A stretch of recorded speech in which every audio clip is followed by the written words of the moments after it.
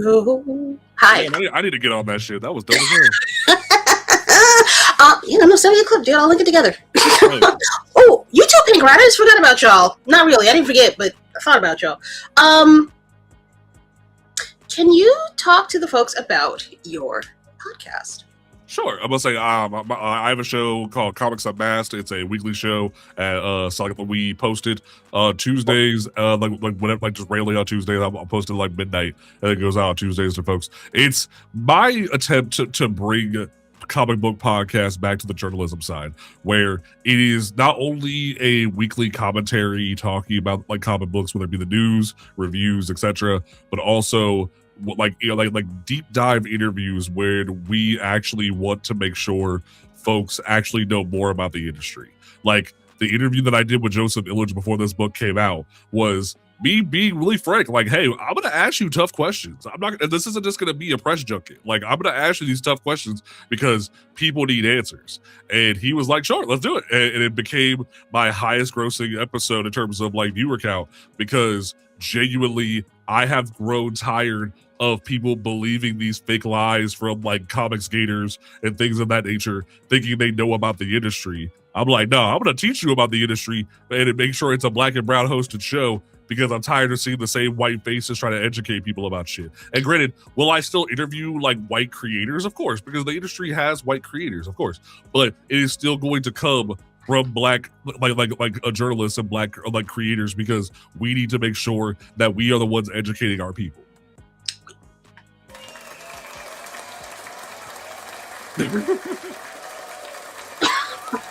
Please, yes, more of that by any means. How do,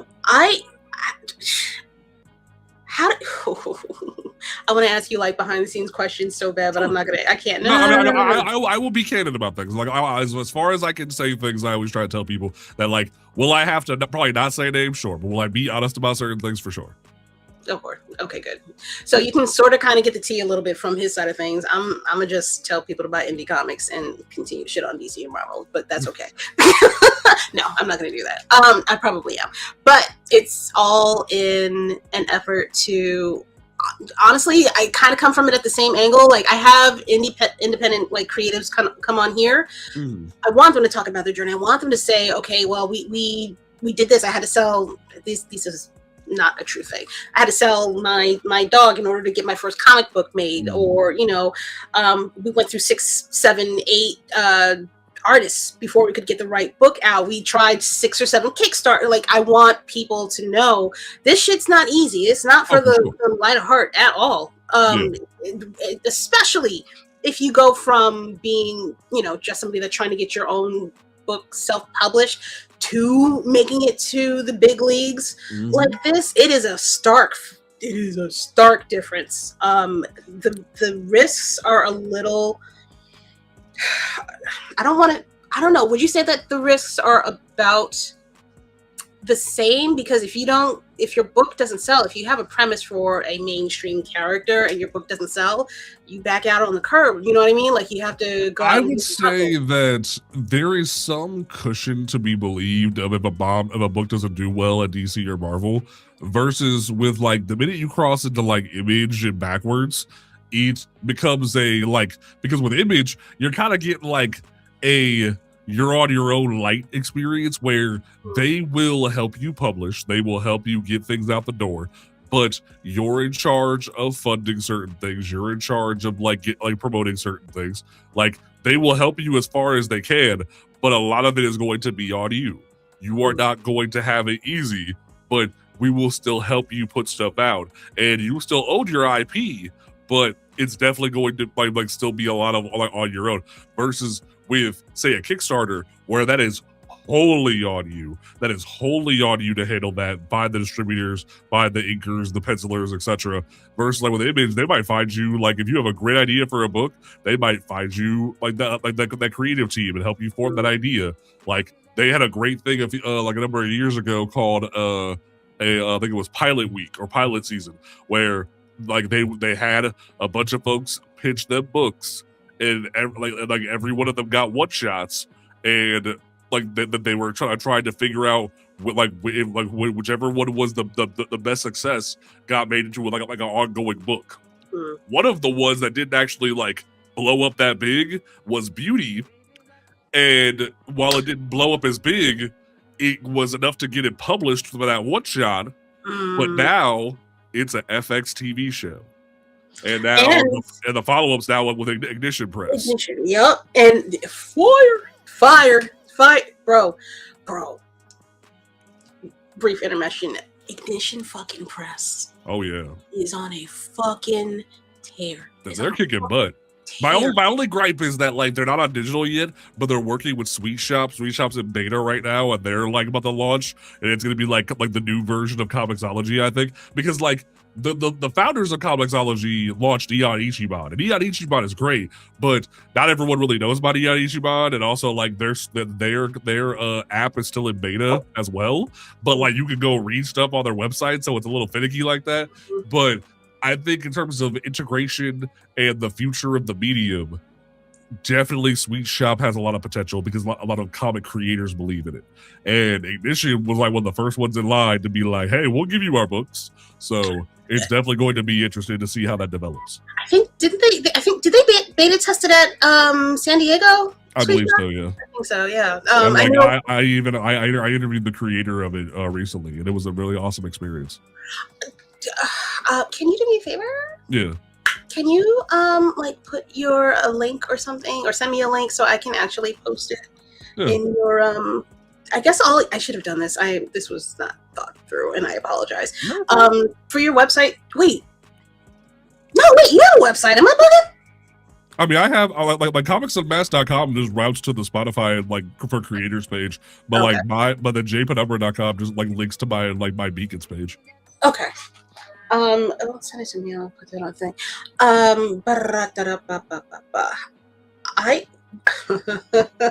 Do you feel like this? I want to say spike. It's not really a spike to me, but the spike in indie, in the indie market is indicative of where we might be headed. Do you think people are in some ways getting tired of? I can tell you flat out that like indie is coming for Marvel and DC's lunch, because like one thing that like even League of Comic Geeks, the website I just gave you, they do a top reviewed books of the year thing at the end of every year, and 2025's top reviewed books were 7 image books. It was 6 image books, a Daredevil Christmas special book, Absolute Batman, Absolute Wonder Woman, Absolute Martian Manhunter. Nothing else from DC or Marvel.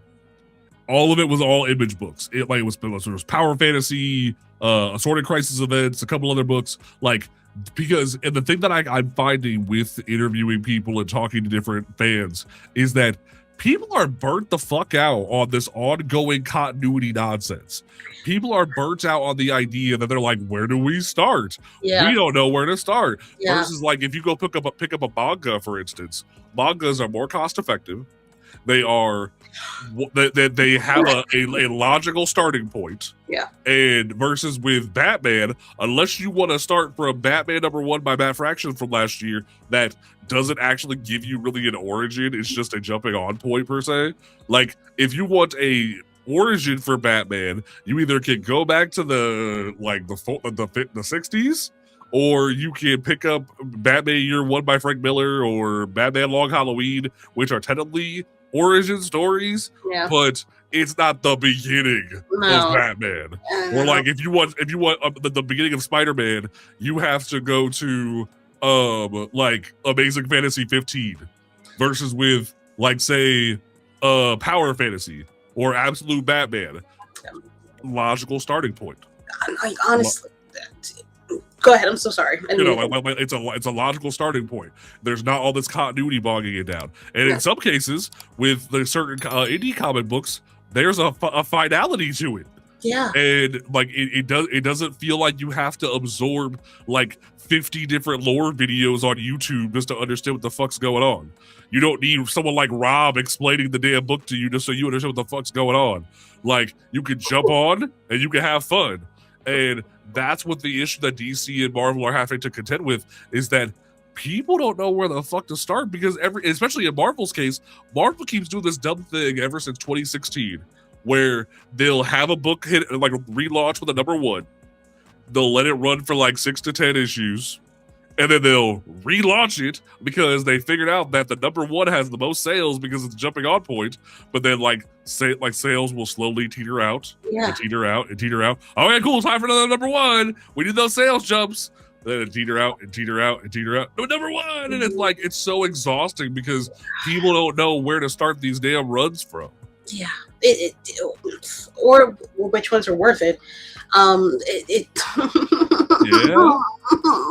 A perfect example is man, I want to give Merwewa Ionele the biggest hug right now because they are doing that man so dirty. Because okay, can we talk about it? Because that's the first I wanted to say something right now, and I'm like, I don't know. Okay, you had Storm last year.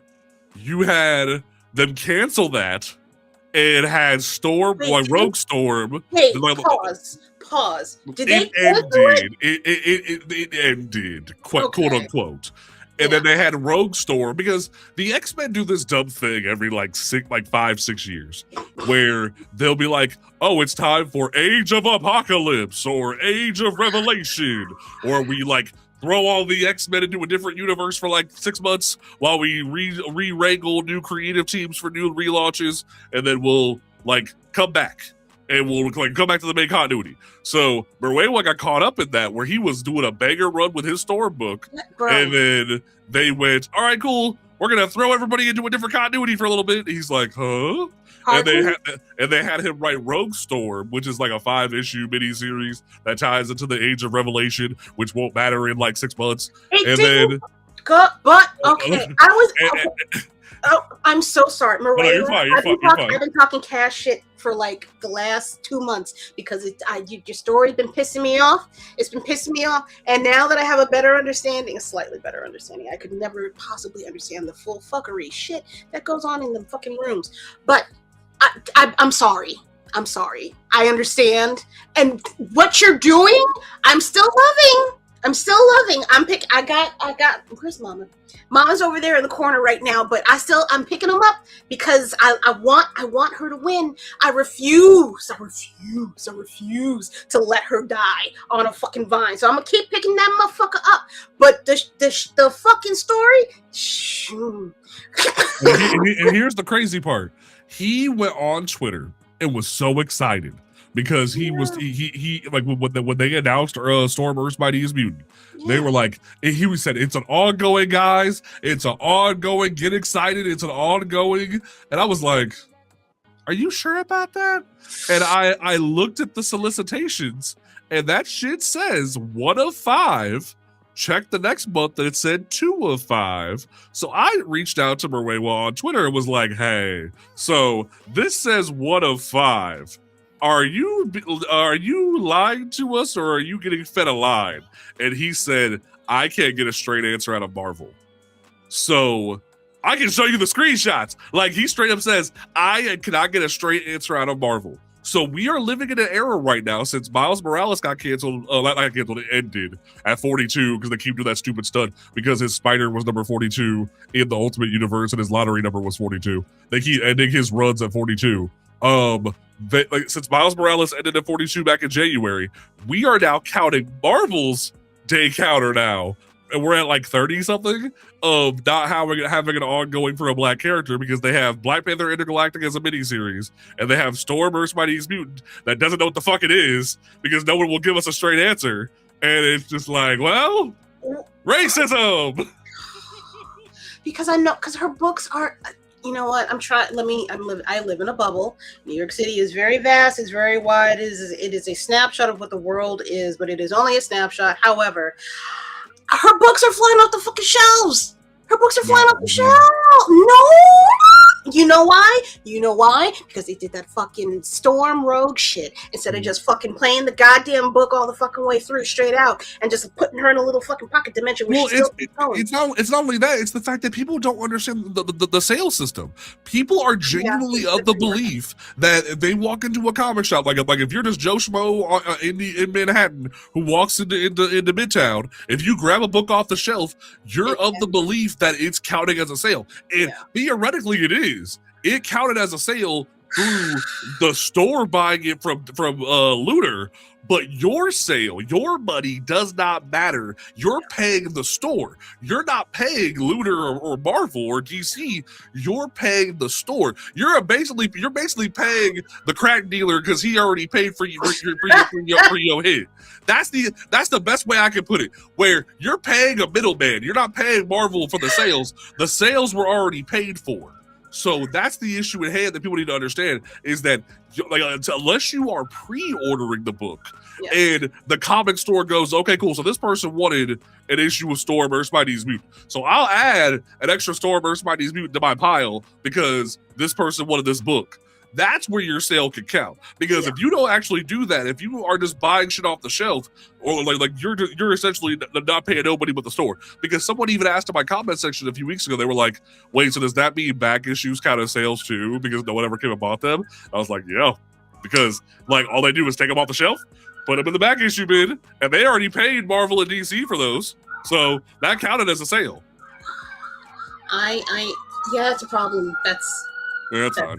No. I mean, that's the alarm for people to pay attention. And pre-orders. Do pre-orders.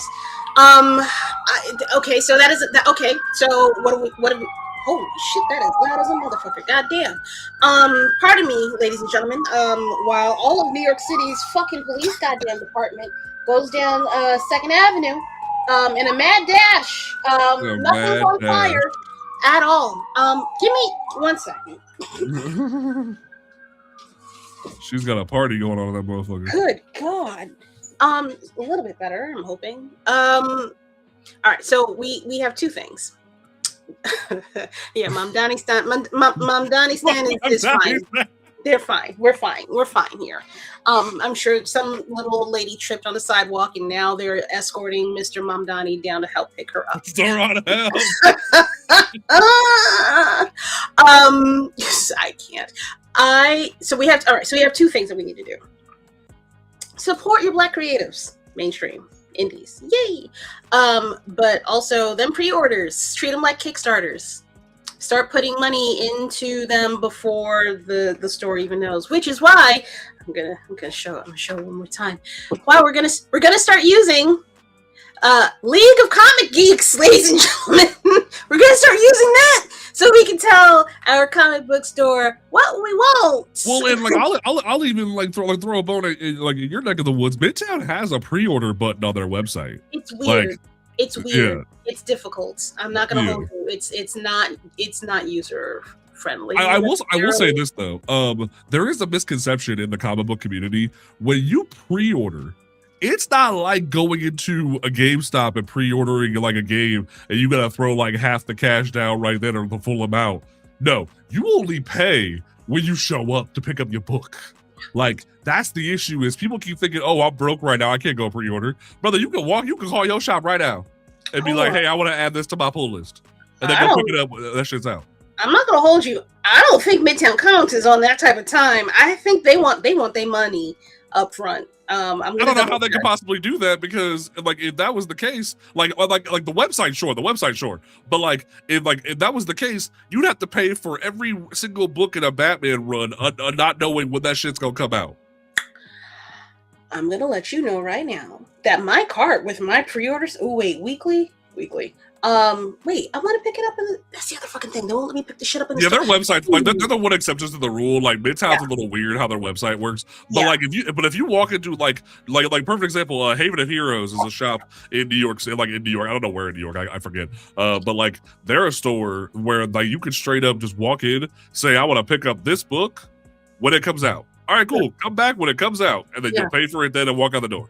Yeah, I think Midtown is the only ones that do the shit that they do. they do. I know. I don't think Forbidden Planet doesn't do it that way. Nah, I think they literally are the only ones that actually do it that way. Because they're a corporation now and not a. Not. I'm sorry. I'm not talking shit.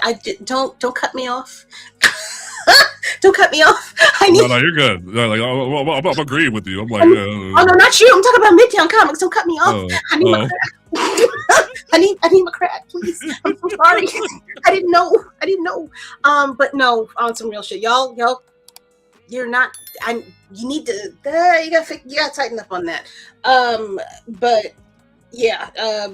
Any other comic shop that I've been to, it's usually oh, is this book coming out? When is it? Can you put it off to the side for me when it comes out? And I like that way. That way is so much better. There's a lot of trust involved in that. But I do see how they get hoed because people don't be picking their shit up. Oh yeah. for months.